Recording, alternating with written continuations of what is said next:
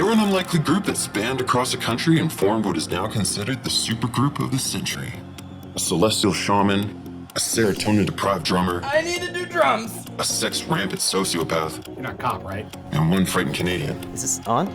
Brought together in insane circumstances, the group managed to marinate melodies and stoke inspirational fires. This is Coast to Coast Spit Roast, the story behind the music.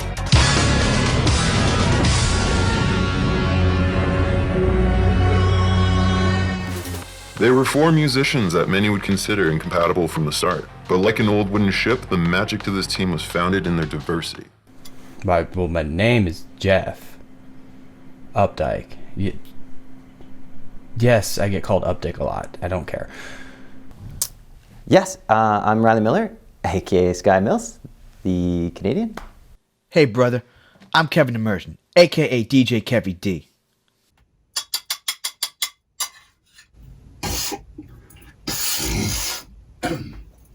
Alright. Fucking A. Anyway, I'm Alec. I'm Quantum Logic. I like to party. It was only a matter of seconds after the band was established that the creative process skyrocketed. Oh yeah, I'd say we hit the ground running right away. The band had some quirks, but honestly, who doesn't? Oh yeah, baby. I was the melody man in this group, however, but I take no credit for the notes. I'm simply an echo chamber of music that I experienced during my toad ritual during my Señorita retreat. How did I do the drums? Well, Where the fuck is my Adderall? 450 for an 8 ball. This is horseshit! Where the fuck is Alec? Christ, it's been 3 days. So my process for building this record was like anything else. You know, I start with the idea and something I like to call the Fear and Loathing special, where basically I lock myself in a room with a steamer trunk full of the best fucking drugs money can buy. And then reappear, I don't know, sometime like a fucking week later or something. Only this time I decided to bring the fucking schlubs I was working with in this fucking collab along. You know? I mean, it's fucking hard being the chief.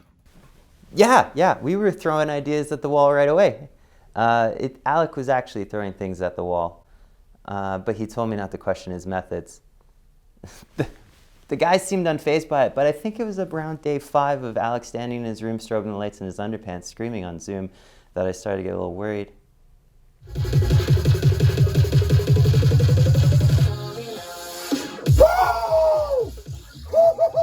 I really brought a high plane of conscientiousness to this team. And if it wasn't for my truly eternal dream tapping, I don't think I could ever communicate the team goals to Alec when he was the most sober and senile. what's it like working in a group? Well, everyone else was cool, but Alec decided to just disappear for 3 days. He says he dropped his phone in a hot tub. Came back 3 days later.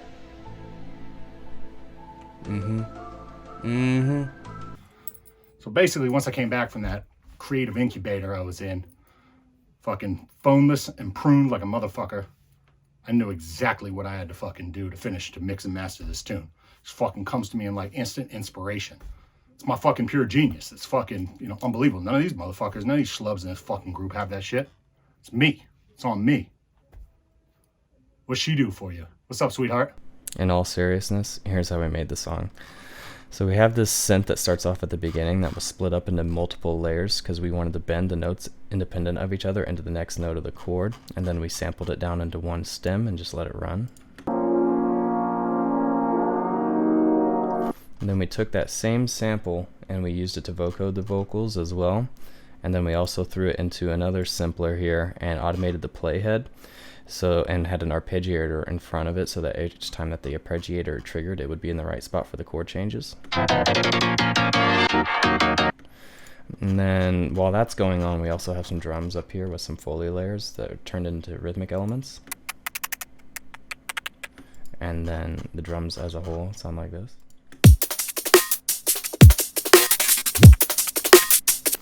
And then we get into the build-up where we start introducing the basis for the drop, which in the drop, the first portion of it, we have this kind of fake-out section before it gets into the main meat and potatoes of the drop.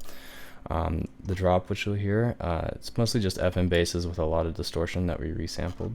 Nothing going on there. And then after we come out of the drop, we get into this transitional area where the chords change, which was kind of tricky for us because we were working on the song in 2 different project files, and we were kind of working in different modes of the same key and didn't realize it. So that's why the chords at the end of the song are slightly in a different order than at the beginning of the song, and it makes for a nice transition and gives it some variation. It wasn't intentional at first though. And then we have these chords that Sky and Kevy D made that I had layered some strings on top of. And then we have this kind of like Neuro show-offy sound design area where the first half of it is all Alex sound design stuff, and the second half of it is more my stuff to kind of have a back and forth. So we have this. And then this. And then I took this bass and I made a phrase with it and resampled it into Simpler and automated the playhead on it and had an arpeggiator in front of it so it would trigger in different spots, and then you can get really fast bass lines like this. And then we have the lead playing over the top of it, and then we have this section at the end where the song ends with this kind of lo-fi thing.